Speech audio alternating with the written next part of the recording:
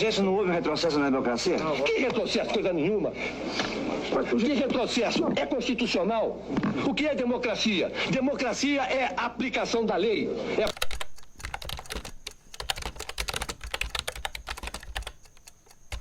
Foi incendiada. Tudo que se podia se fazer naquela época era perigoso. E se eles só prendessem, mas eles torturavam. A gente sabia que qualquer um de nós estávamos sujeitos a também desaparecer, a também ser presa, a também ser torturado.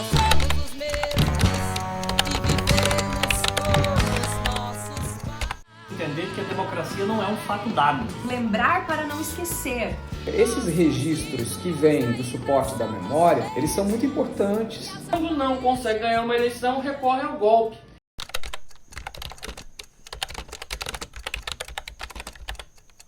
De uma maneira geral, a memória acerca do golpe de 64 do regime autoritário decorrente, na realidade capixaba, o que prevaleceu foi uma memória positiva acerca desse momento histórico brasileiro. E isso basicamente por uma razão. Na década de 60, o Espírito Santo foi grandemente impactado por um programa econômico de erradicação dos chamados cafeiros improdutivos, uma política levada a cabo pelo Instituto Brasileiro do Café, e mais da metade da economia do café ela foi efetivamente extinta e sem que políticas econômicas fossem colocadas no lugar no sentido de estabelecer algum mecanismo de reparação a esses setores. Então a economia capixaba efetivamente sofreu impactos muito profundos e duradouros em decorrência daquela política econômica, né? Nesse mesmo contexto, houve a confluência de agendas desenvolvimentistas. Você já viu uma agenda desenvolvimentista de base industrial no Espírito Santo desde o Jônio, que aqui foi introduzida no pós-64, sobretudo a partir de 67, com o então secretário de gabinete do governo Jones, Cristiano Dias Lopes, que empreendeu o início de um processo de industrialização em bases industriais, e depois o seu sucessor, o Carlos Guerra Santos, implementou aquilo que nós chamamos de grandes projetos de impacto. E esses dois empreendimentos econômicos de base industrial, de certo modo foram ilustrados e foram propagandeados pelas elites capixabas como tendo sido as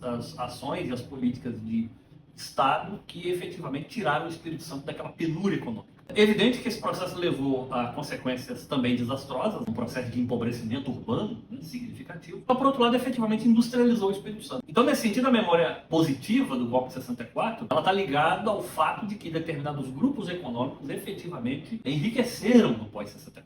Portanto, há uma situação concreta de construção de uma memória coletiva que tem a ver com o favorecimento de determinados grupos. E eu não acredito muito nesse processo de manipulação. Né? Manipulação não é uma palavra adequada. Né? Os grupos que disputam os espaços de poder, eles efetivamente seguiam por visões de mundo, determinadas cosmovisões. São essas cosmovisões que guiam, que de certo modo orientam os comportamentos. Então, não é manipulação, a crença de que determinada ação de Estado, nesse caso voltado para o desenvolvimento econômico e industrial, efetivamente favoreceu o Espírito Santo. É claro que nessa construção ignora-se os efeitos deletérios desses surtos industriais.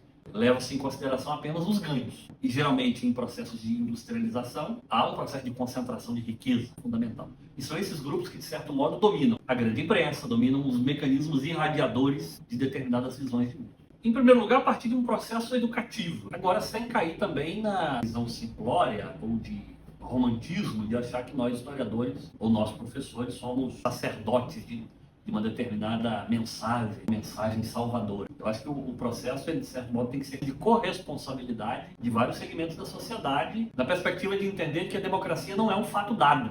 A nossa geração, e esse é um problema, cresceu sob a nova república, dentro de um contexto democrático e de uma democracia que, de certo modo, caminhava para um processo de institucionalização e uma disputa que ocorria dentro de determinados marcos civilizatórios. Quer dizer, a nossa geração cresceu nesse panorama. Eu acho que nos acomodou quanto a retrocessos civilizacionais. E, de certo modo, e esse é um dos dilemas da democracia, até onde está o limite, por exemplo, da liberdade de expressão. Esse é uma das questões. A gente observa esse fenômeno do bolsonarismo, por exemplo, é um fenômeno que se dá exatamente dentro de determinados limites alargados da democracia. Nem tudo pode ser dito, nem tudo há liberdade para se dizer e para se posicionar. Preciso, portanto, que nós, segmentos vivos e democráticos da sociedade, estejamos vigilantes, permanentemente vigilantes, no que tange a defesa dos direitos democráticos, inclusive no que diz respeito ao estabelecimento de determinados limites da atuação de grupos políticos. Acho que é dessa maneira que é possível garantir a existência da democracia. O papel que nós, historiadores, temos é, de certo modo, permanentemente reavivar essas memórias. Trazer a reflexão sempre com empatia, tentando entender o fenômeno, ou os fenômenos, seja o fenômeno da ditadura, o fenômeno dos regimes autocráticos, ou o fenômeno da própria democracia. Né? Saber cotejar esses assuntos de maneira clara, utilizando os diversos canais hoje disponíveis, sobretudo a internet, né, que é uma esfera pública alargada, no sentido de refletir permanentemente. Acho que esse é o papel da universidade e de nós universitários, não no sentido da história magistra vitae, né, mas da perspectiva de oferecer à sociedade alternativas de explicação acerca da realidade, e aí a sociedade tomar suas opções, fazer suas opções, suas escolhas, claro, preferencialmente no rumo da civilização. É isso. Na América Latina, a gente tem uma gama de países que passaram por momentos de rompimento abrupto, regimes democráticos e instauração de ditaduras militares. Então a gente vai ter o Brasil, mas também a Argentina, o Chile, o Paraguai, o Uruguai, uma série de países e que lidam de maneiras variadas com tudo isso.